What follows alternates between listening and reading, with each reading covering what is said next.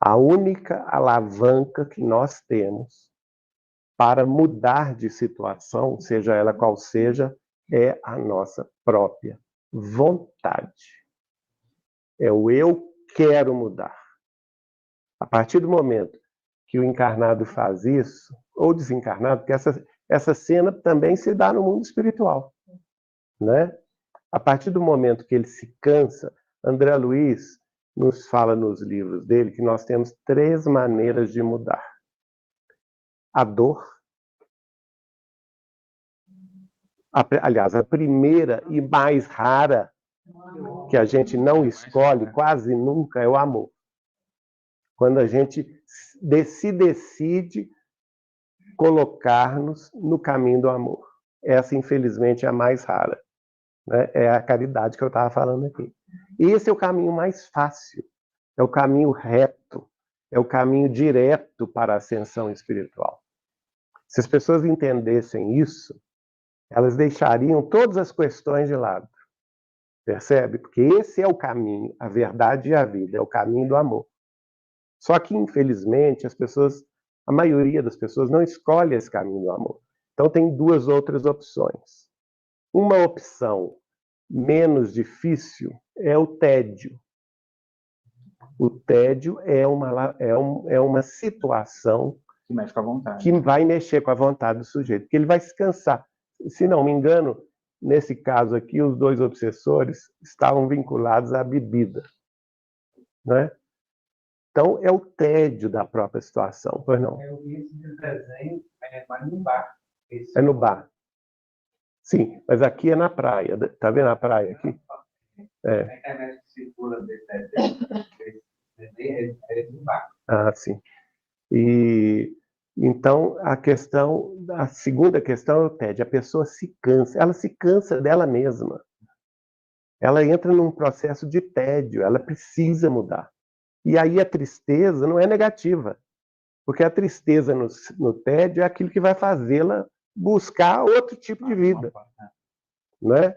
Aí, nesse caso, é mais fácil ela obter apoio da família, obter apoio dos médicos, dos facultativos, psicólogos, psicanalistas, né? Os medicamentos podem ajudá-la e tudo.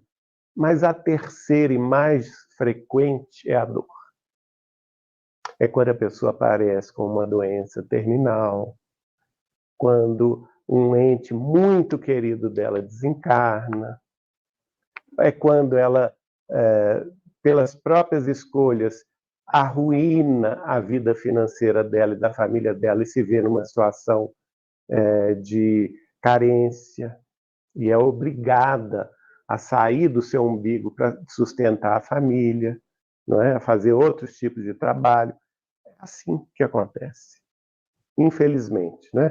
Eu posso fazer quero fazer 2 comentários. Eu estava falando aqui com o Galo, é que o Emmanuel traz no Pensamento e Vida, e isso que você trouxe é muito sério.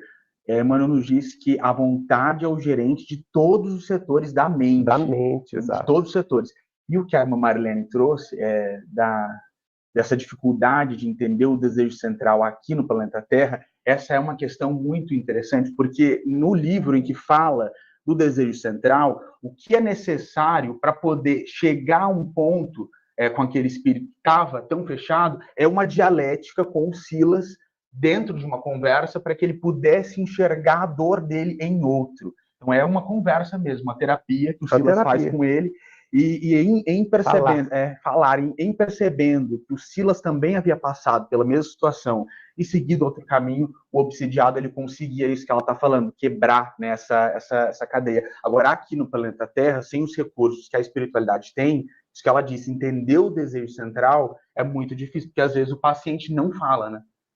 O que é? No livro E a Vida Continua, a gente vai assistir lá sessões terapêuticas, né? Mas qual que é a diferença dos terapeutas no além e dos terapeutas psiquiatras e psicólogos aqui na Terra? A grande maioria aqui na Terra é, infelizmente, materialista. Está vendo a grande dificuldade?